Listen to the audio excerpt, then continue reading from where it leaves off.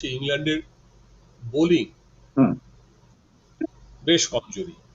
হুম না, এটা সত্যি সত্যি আধুনিক ক্রিকেটের পরিপ্রেক্ষিতে টেস্ট ক্রিকেটে যে এটা ঠিক যথাযোগ্য নয়। খেলোয়াড়দের বেশি বিশ্রামের দরকার খেলা চলাকালীন। যদিও সেটা আমি কেন জানি না। মানে ব্যাটারদের প্রায়শই পিঠে টান ধরছে। রিবিল্ডিং এর পথে ভারতীয় দল, হুম যে দলের স্বামী নেই, হুম অশ্বিন রিটায়ার্ড, হুম বুমরা আংশিকভাবে সুস্থ। হুম তো সব মিলিয়ে কিন্তু ভারতীয় দলের বিশেষ করে ব্যাটিং, হুম যেটা আমাদের একটা বড় চিন্তার জায়গা ছিল, একদম। মাইনাস বিরাট এবং রোহিত।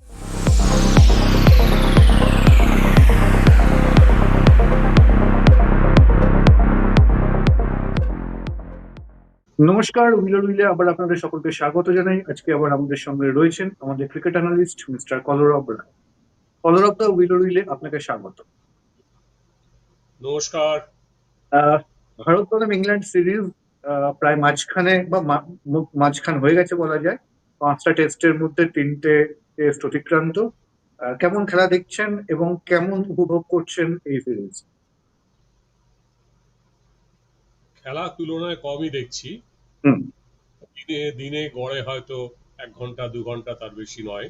হুম পুরো খেলা কোনদিনই দেখিনি। হুম তো যদি উপভোগ করা বলো তাহলে উপভোগ করছি, আচ্ছা। ভালোই উপভোগ করছি। হ্যাঁ। মানে দেখা এবং ইন্টারনেটে খবরাখবর রাখা, খবরের কাগজে ডেইলি রিপোর্ট পড়া, সব মিলিয়ে উপভোগটা ভালোই করছি। আচ্ছা। আহ, কেমন, মানে এই এখনো অব্দি যে 3টে টেস্ট হলো, এই 3টে টেস্ট নিয়ে আপনার মানে কি ইম্প্যাক্ট দেখলেন? মানে test cricket, Indian cricket, India একটা নতুন টিম, ইয়ং টিম খেলতে গেছে, যেখানে বিরাট কোহলি নেই, রোহিত শর্মা নেই, অশ্বিন নেই। তারপর একটা নতুন টিম, একটা নতুন অধিনায়কের আন্ডারে কেমন ক্রিকেট খেলতে দেখছেন?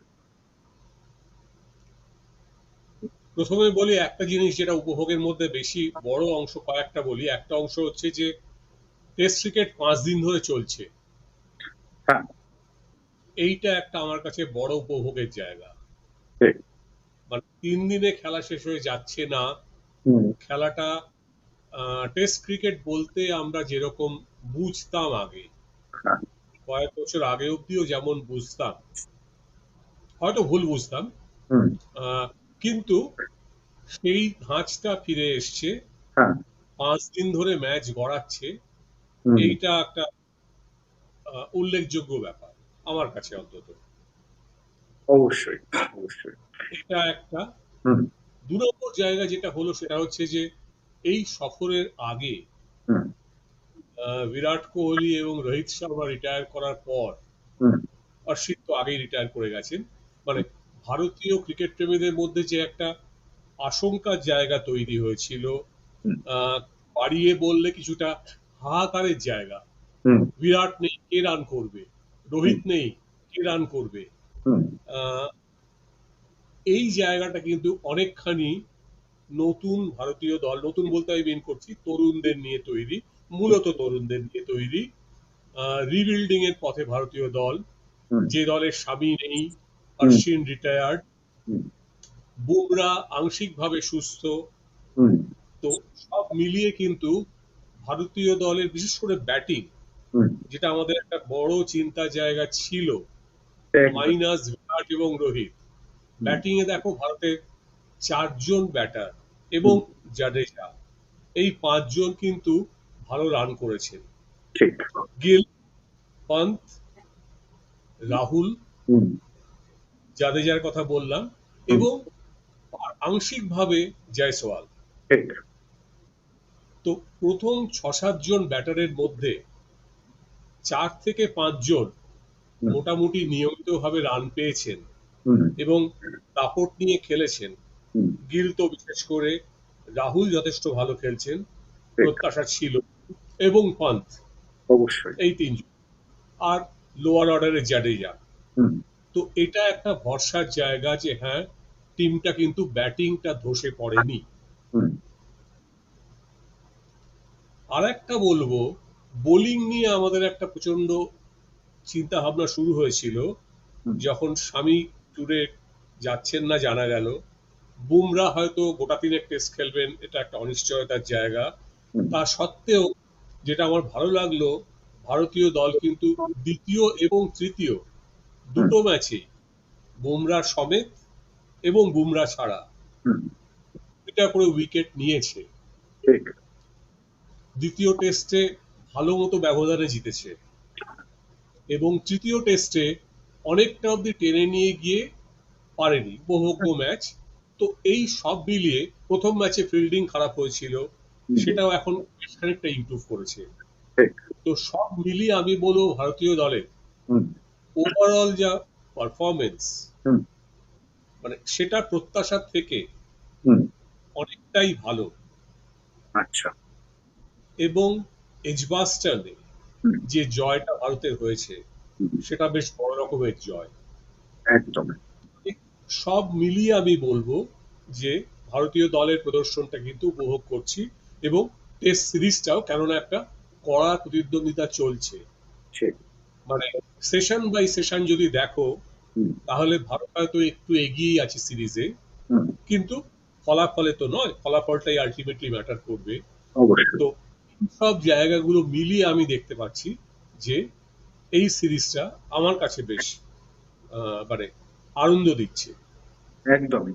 এটা ব্যালেন্স ক্রিকেট হচ্ছে, দুটো টিম যথেষ্ট ভালো খেলছে, এবং আপনি একটা খুব গুরুত্বপূর্ণ কথা বললেন যে টিমটা হয়তো 2-1 পিছিয়ে রয়েছে, কিন্তু তার সত্ত্বেও ক্রিকেটটা যেটা খেলছে সেটা কিন্তু ভালো ক্রিকেট খেলছে। হ্যাঁ, হয়তো ভারত কিছু মুহূর্ত, স্পেসিফিক মুহূর্ত হয়তো কিছু মিস করেছে, সেই টাইম গুলো হয়তো মানে পারফর্ম করতে পারেনি, করতে পারলে কিন্তু সিরিজের রেজাল্টটা অনায়াসে উল্টো হতেই পারতো। ভারতীয় টিম একদম। সম্পর্কে বললেন, ইংল্যান্ড টিমের পারফরমেন্স নিয়ে কি বলবেন? এবং সবচেয়ে বড় কথা হচ্ছে যেটা আমরা বিগত বেশ কয়েক বছর দেখেছি ইংল্যান্ডকে যে তথাকথিত ব্যাট বল ক্রিকেট খেলতে, এবং এই সিরিজে কিন্তু তার থেকে বেশ খানিকটা বেরিয়ে এসে যেভাবে ক্রিকেটটা খেলছে, আহ, সেইটা কেমন দেখছেন, এবং ওভারঅল তাদের পারফরমেন্সটা নিয়ে যদি বলেন। দেখো, ওভারঅলের মধ্যে আমার যেটা মনে হচ্ছে ইংল্যান্ডের বোলিং হুম, বেশ কমজোরি, হুম, বেশ কমজোরি বোলিং। হুম, ইংল্যান্ড হয়তো ভেবেছিল হুম, যে মূলত ব্যাটিংয়ে মেরে দেবে এই সিরিজটা, হুম, কিন্তু সেটা বোধহয় প্রথম টেস্টের পর ইংল্যান্ড খানিকটা বুঝতে পেরেছে, হুম, এবং বুদ্ধিমানের মতো, যেটাকে এখন কেউ কেউ বলছেন ব্যাসবল উইথ ব্রেইনস, হুম। মানে মাথা খাটিয়ে বেসবল টু ইংল্যান্ড পয়েন্ট টু। 2.2 বা যাই হোক সংখ্যা যাই দাও, কিন্তু হুম, ব্যাসবলের যে মূল ধারাটা, হুম, সেটার সঙ্গে ক্রিকেটের যে মূল ধারা হওয়া উচিত বলে মনে হয়, হুম, সেটার একটা ব্লেন্ড করার চেষ্টা ইংল্যান্ড করেছে, হুম, এবং অনেক ক্ষেত্রে সাকসেস পেয়েছে। হুম, মানে ধরে খেলা, ম্যাচ সিচুয়েশন অনুযায়ী খেলা, হুম, সেইগুলো সঙ্গে ফিল্ডিং এর অ্যারেঞ্জমেন্ট যেগুলো, হুম, তারপরে দরকার পড়লে রান আটকানো, হুম, এই যে বাউন্ডারি লাইনের কাছাকাছি ফিল্ডার দিয়ে হুম, রানটাকে চেপে দিয়ে হুম, বিপক্ষের ব্যাটারদের ওপর প্রেশার ক্রিয়েট করা, হুম, বা শর্ট বল দিয়ে তাদেরকে খানিকটা চাপে ফেলার চেষ্টা করা, হুম, জায়গা মতো অবস্থা মতো, হুম, এইগুলো কিন্তু মানে টেস্ট ক্রিকেটের ট্যাকটিক্সের অন্যতম অঙ্গ বলে আমি মনে করি। একদম। তো এইখানটাতে আমার মনে হচ্ছে ইংল্যান্ড কিন্তু মানে তুলনামূলকভাবে তাদের আগেকার যে সাম্প্রতিক যে খেলা, তার থেকে খানিকটা ম্যাচিওর, মাথা কাটিয়ে ক্রিকেট খেলছে, ঠিক। এবং এবং হ্যাঁ, বলুন বলুন। যার ফলে তারা হয়তো সেশন বাই সেশন পেছিয়ে থাকলেও মাঝে মাঝে সব মিলিয়ে কতগুলো, তুমি যেটা বললে, গুরুত্বপূর্ণ মুহূর্তে হুম, তারা বাজি মেরে দিচ্ছে এবং শেষ পর্যন্ত হুম। ম্যাচটা জিতে যাচ্ছে। এবং তার সঙ্গে আমি আরেকটা জিনিস অ্যাড করব, সেটা হচ্ছে তাদের যে হোমওয়ার্কটা, গেম প্ল্যানিংটা। আপনি যদি প্রথম টেস্টে দেখে থাকেন যেভাবে ওরা হোমওয়ার্ক করেছিল সাই সুদর্শনের জন্য, সাই সুদর্শন সেকেন্ড ইনিংসে যেভাবে আউট হল বা যেভাবে আউট করলো তারা, সেটা একটা খুব ভালো মানে হোমওয়ার্কের রেজাল্ট। এবং উল্টো দিকে এডিবাস্টনে, লিডসে শুভমান গিল প্রচুর রান করলেন, হেডিংলে, সরি লর্ডসে এসে ওরা কিন্তু তার মধ্যে কিন্তু ওরা হোমওয়ার্কটা করে ফেললো, এবং লর্ডসে ওরা কিন্তু এমন ভাবে খেলালো শুভমান গিলকে বাধ্য করলো ক্রিজে গিয়ে দাঁড়াতে, ক্রিজ থেকে স্টান্স নিতে, পিছিয়ে যেতে, যেখানে সুইংটা নেগেট করছিল আগে দাঁড়িয়ে থেকে। তো এই হোমওয়ার্কটাও কিন্তু ওরা খুব ভালো করছে এবং সেটা কিন্তু খুব ভালো অ্যাপ্লাই করছে অন দ্য ফিল্ড। হ্যাঁ, মানে এগুলোই তো মানে টেস্ট ক্রিকেটের অঙ্গ। একদম। যে বিপক্ষ মানে ওই পরিস্থিতি অনুযায়ী খেলা বা ঠিক পরিস্থিতি অনুযায়ী খেলাটাকে নিয়ন্ত্রণ করার চেষ্টা করা, ঠিক ঠিক এগুলো একটা গুরুত্বপূর্ণ অংশ। এবং ঠিক। সেই অংশগুলো অনেকটাই দেখতে পাচ্ছি। হুম, যদিও যেটা আমি বলবো, বোলিং এর কোয়ালিটি ইংল্যান্ডের দলে, যেটা আমি আগেই উল্লেখ করেছি, হুম, সেরকম ভালো নয়। জোফরা আর্চার এসছেন অনেকদিন বাদে আবার হুম, টেস্ট ক্রিকেটের আঙিনাতে, এবং খানিকটা ইমপ্রেস করেছেন হুম, আংশিকভাবে কিছু কিছু হুম, মুহূর্তে। সেটা দেখা যাক তিনি কি পরে দুটো ম্যাচ খেলেন, মনে হয় খেলবেন হুম, এবং থাকবেন বলেই ধরে নিচ্ছি। এবং আশা করব তিনি এই জিনিসটা, তার যে প্রভাবটা আরো বাড়াবেন ঠিক। আহ, নিজেদের দলে বোলিং এর ওপরে। তো সেইখানে একটা গুরুত্বপূর্ণ জায়গা ইংল্যান্ড তৈরি করছে। এবার দেখা যাক কি হয়। তো এই প্রসঙ্গে একটা আমি বলবো আর কি, সামনের ম্যাচটা যেটা আছে ওল্ড ট্র্যাফোর্ড ম্যানচেস্টারে, হুম, আহ, কিছুদিন আগে, কয়েকদিন আগে তোমার সঙ্গে কথা হচ্ছিল, তখন আমি বলেছিলাম এজবাস্টার টেস্টের আগে হুম, যে ভারত এজবাস্টারে, ভারতের রেকর্ড ভালো নয়, হুম, কখনোই জিততে পারেনি। হুম। তো এই ঘটনাটা একদিকে যেমন আশঙ্কাজনক, একদিকে হয়তো ভারতীয় দলকে বাট উদ্বুদ্ধ করতে পারে যে দেখা যাক আমরা পারি কিনা। ঠিক তো চ্যালেঞ্জ। এজবাস্টারে, এবং এজবাস্টারে সেটা ভারত ভালো মতো করে দেখিয়েছে। ঠিক। ওল্ড ট্র্যাফোর্ডে ভারতের রেকর্ড কিন্তু তুলনামূলকভাবে এজবাস্টানের থেকে অতটা খারাপ না হলেও এখনো জিততে পারেনি। হুম, 9 বার খেলেছে যতদূর মনে পড়ছে, 4 বার হেরেছে, 5 বার জ, কিংবা উল্টোটা হতে পারে, আমার হুম, একজ্যাক্ট মনে পড়ছে না। কিন্তু এজবাস ওল্ড ট্র্যাফোর্ডে ভারত এখনো পর্যন্ত জিতে উঠতে পারেনি। ঠিক। তো এবারে সেইটা আবার এজবাস্টানের মতো ভারতীয় দলকে উদ্বুদ্ধ করে কি না, হুম, যে সিরিজটা আবার 2-2 করি, সেটা দেখা যাক। এবং হ্যাঁ, সেই দেখবার জিতে কিন্তু আমি আশা করব, যেহেতু চতুর্থ টেস্ট ম্যাচটা এখন একটা এমন গুরুত্বপূর্ণ জায়গায় দাঁড়িয়ে আছে, হুম, ভারতকে সিরিজে যদি টিকে থাকতে হয়, হুম। তাহলে ভারতের কিন্তু জিততে হবে। বেস্ট পসিবল কম্বিনেশন নিয়ে খেলা উচিত। ঠিক। এবং তার মানে দাঁড়ায় বুমরাকে এই ম্যাচটা খেলানোর দরকার আছে বলে আমি মনে করি। অবশ্যই। অনিল কুম্বলে দেখলাম বলেছেন যে hmm, Bumrah should play in the both the test remaining matches. তো হুম, আমি বলবো অন্তত চতুর্থটায় খেলা দরকার। হুম, কারণ ভারতীয় বোলিং এর, বুমরা ছাড়া ভারতীয় বোলিং দেখিয়েছে ম্যাচ জিতে, খুব সম্প্রতিকালেই দেখিয়েছে।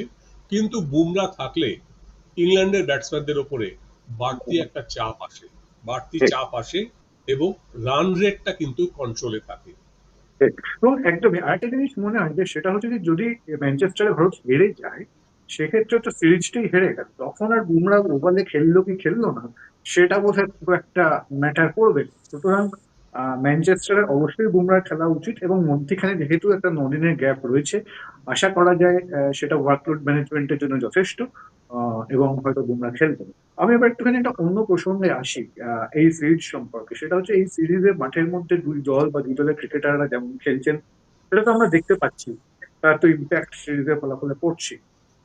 এর সঙ্গে দুটো বিষয় রয়েছে যে দুটো বিষয় নিয়ে ভীষণভাবে আলোচনা হচ্ছে, ভীষণ বহুল আলোচিত দুটো বিষয়। এক হচ্ছে ডিউক বল, যে বলটার শেপ খুব তাড়াতাড়ি চেঞ্জ হয়ে যাচ্ছে, যে বলটাকে আহ পরিবর্তনের জন্য রিকোয়েস্ট করতে হচ্ছে। এমনকি আমরা লর্ডস টেস্টেই সম্ভবত দেখেছি যে দ্বিতীয় নতুন বল নেওয়ার পর 10 ওভারের মধ্যে বলের শেপ চেঞ্জ হয়ে গেছে, বল পাল্টাতে হয়েছে। এবং আর একটা অবশ্যই খুব সিগনিফিকেন্ট, সেটা হচ্ছে যদিও ইংল্যান্ডে এই সময়টা এরকম আবহাওয়া এক্সপেক্ট করা যায় না, কিন্তু এবারে সেটা হচ্ছে বৃষ্টি ভীষণ কম, এখনো অব্দি একদিন পুরো খেলা হয়নি বৃষ্টির জন্য, এরকম ঘটনা ঘটেনি। কিন্তু এত সত্ত্বেও প্রত্যেক মানে টেস্টের প্রত্যেক দিন স্লো ওভার রেটে 90 ওভার বল করা যাচ্ছে না। 8 ঘন্টা করে, ইনস্পাইট অফ প্রত্যেক দিন 8 ঘন্টা করে এক্সট্রা খেলা হচ্ছে, মানে 6-এর জায়গায় 6.5 ঘন্টা খেলা হচ্ছে, তারপরেও 90 ওভার কমপ্লিট করা যাচ্ছে না। এই দুটো বিষয় নিয়ে আমি একটু আপনার মতামত জানতে চাই। প্রথমে বলি ছোট ব্যাপারটা নিয়ে, ছোট মানে দুটোর মধ্যে যেটা নিয়ে আমার খুব বেশি বক্তব্য নেই। হুম, বলের ব্যাপারটা নিয়ে নিশ্চয়ই বলের শেপ নিশ্চয়ই গন্ডগোল হচ্ছে, না হলে ফিল্ডিং দল কমপ্লেন করছে কেন।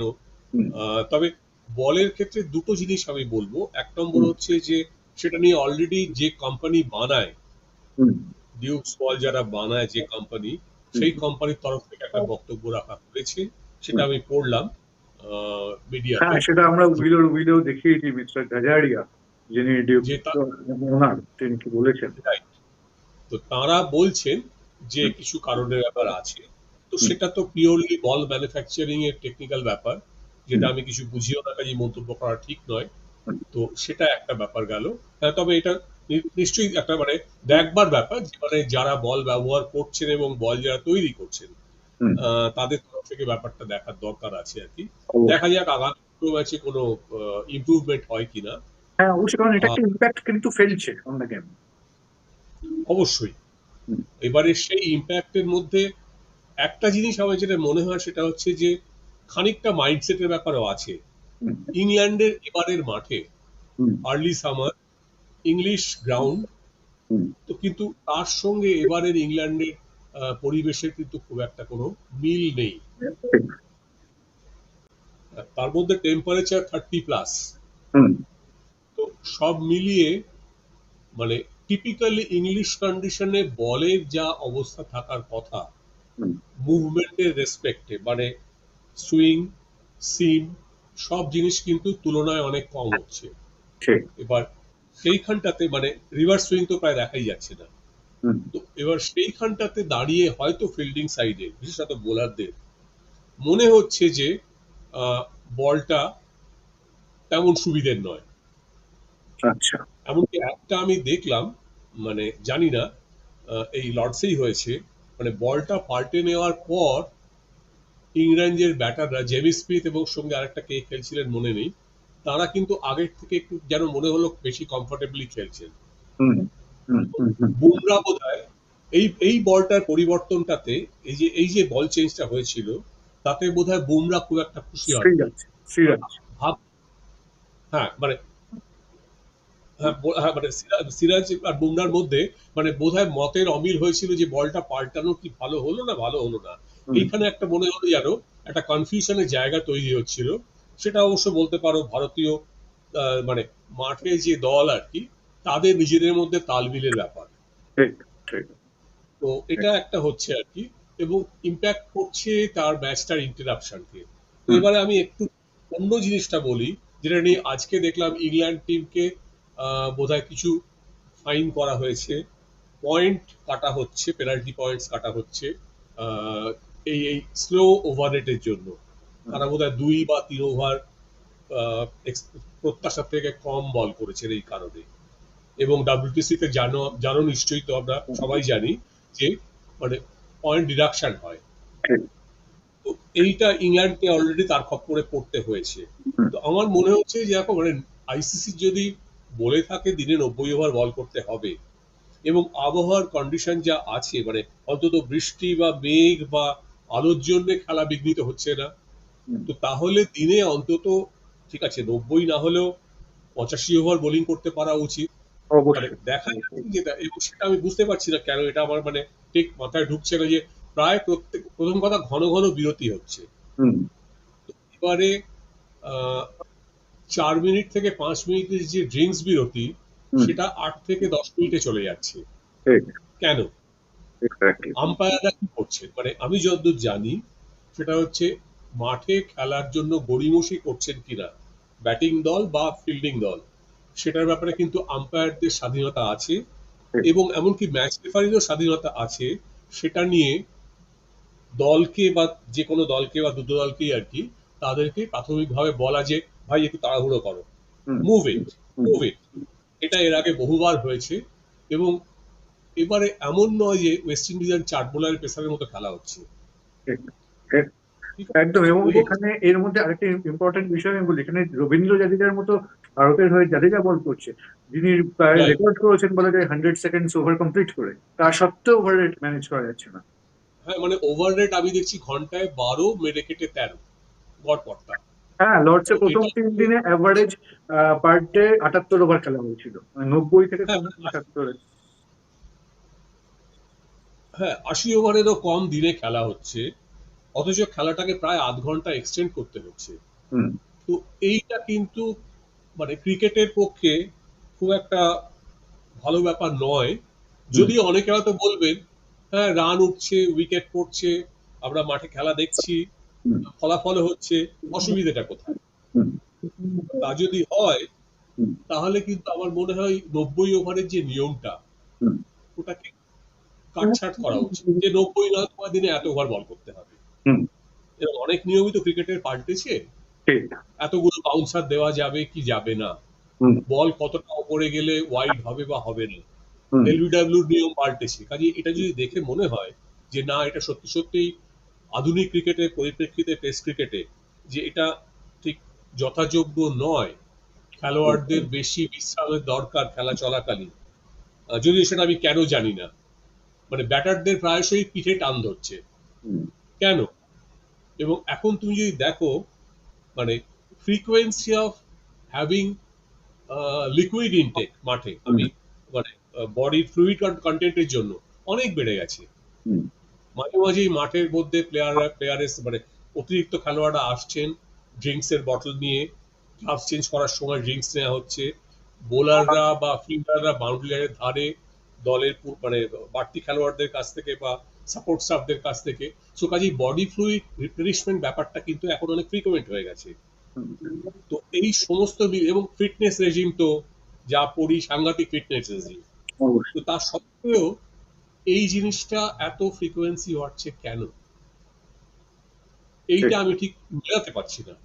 একদম হতে পারে আমি কিছু পয়েন্ট মিস করছি, কোনো কিছু একটা জিনিস আমার হয়তো জানা নেই বা আমি ঠিক বুঝে উঠতে পারছি না, কিন্তু এইটা আমার কাছে বেশ চোখে লেগেছে।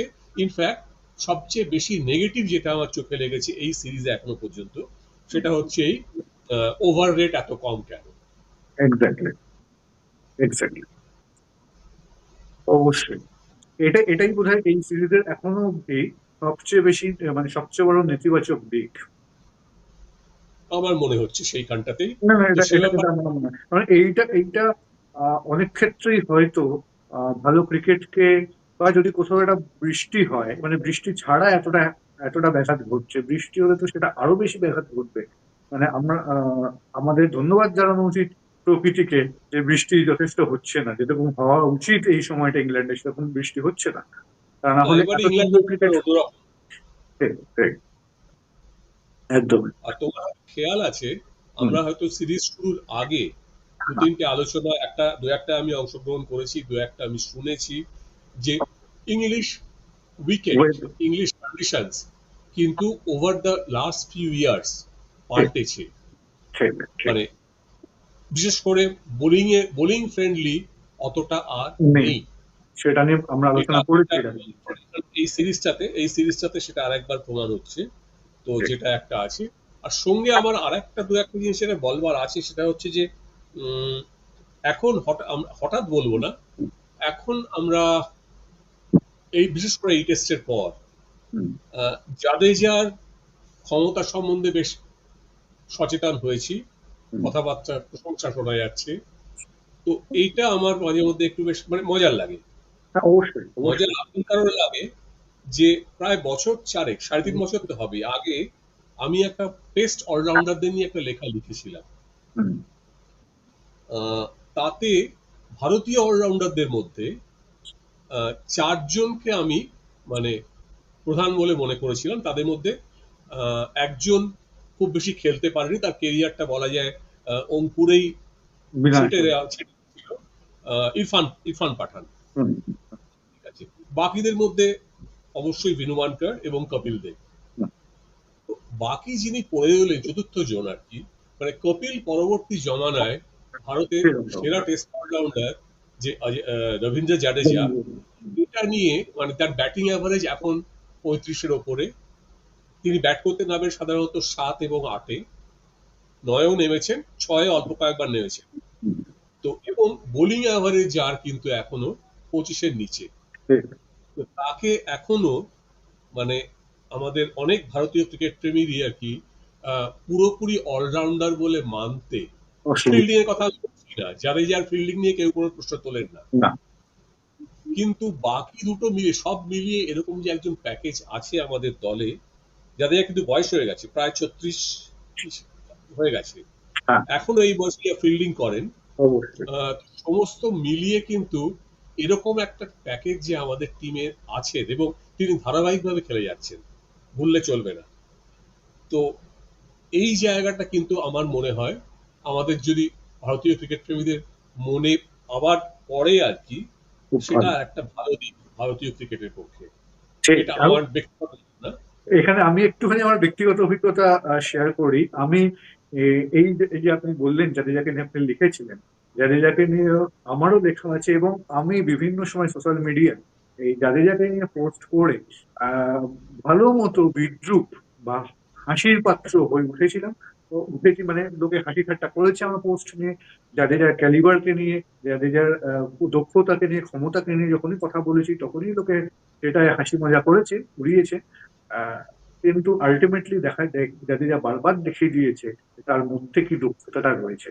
কালকেও একটা অনুষ্ঠান আমরা করেছি, দেখবেন আপনি উইলন গিলে, সেখানেও আমরা বলেছি যে জাদেজাকে কিন্তু মানে এটা সম্ভবত মানে জাদেজাকে যেভাবে ব্যবহার করা হয়েছে আরো ভালোভাবে হয়তো ব্যবহার করতে পারতো ভারতীয় ক্রিকেট। এটা জাদেজার থেকেও ভারতীয় ক্রিকেট বা ভারতীয় ক্রিকেটের সমর্থকদের দুর্ভাগ্য। আর এটা সত্যি কথা, জাদেজাকে যে মানে ভীষণভাবে আন্ডার রেট করে ভারতীয় সমর্থকরা। জাদেজার অর্ধেক পারফরমেন্স করেও অনেককে মাথায় তুলে নাচতে দেখেছি। মানে আমি যখন ভিভিএস লক্ষ্মণ, রাহুল দ্রাবিড় এরা রিটায়ার করে গেলেন যে সময়টাতে, হুম, তার ঠিক পরপর সচিন তেন্ডুলকর রিটায়ার করে গেলেন, তখন কিন্তু মানে ভারতীয় ক্রিকেটে তার কিছুদিন পর থেকে মানে জাদেজা হয়তো আমার মনে হয় ঠিকঠাক ব্যাটিং অর্ডার হলে 7 এমনকি 6তেও খেলতে পারতেন। ওর যা অবশ্যই ব্যাটিং এর ছয়ের নিচে ক্ষমতা আছে। মানে জাদেজাকে খেলানোটা উচিতই না। জাদেজা যার কথা আমি বারবার বলে আসছি যে একটা লোকের 3টে ফার্স্ট ক্লাস ট্রিপল সেঞ্চুরি এমনি এমনি হয় না, কেউ কাউকে গিফট করে না, বাড়ির বারান্দাতেও করা যায় না। তো সেই ব্যাটারটাকে আমরা প্রপারলি ইউজ করিনি। এটা বলতে পারো মানে দুর্ভাগ্যজনক, এবং সেটা বেশ কয়েকটা বছর ধরে হয়ে এসছে। এবং বেশ কয়েকজন যে অধিনায়ক এবং কোচের আন্ডারে হয়ে এসছে। হুম, তো একদম। এটা একটা আমি জানি না, আমার মনে হচ্ছে যে মানে এইখানটাতে উল্লেখ করলাম এই কারণেই, কারণ এই সিরিজটাতে তুমি বলছিলে উপভোগ করছি কিনা, উপভোগের একটা অংশ হচ্ছে কিন্তু এই জাদেজার অবশ্যই। ধারাবাহিক ব্যাটিং পারফরমেন্স। পারফরমেন্স। একদম একদম। অনেক ধন্যবাদ কলরবদা, অনেকটা সময় দিলেন আমাদেরকে আজকে। আবার আশা করি আপনাকে খুব তাড়াতাড়ি অন্য কোনো প্রোগ্রামে আমাদের মাঝখানে পাবো। নমস্কার।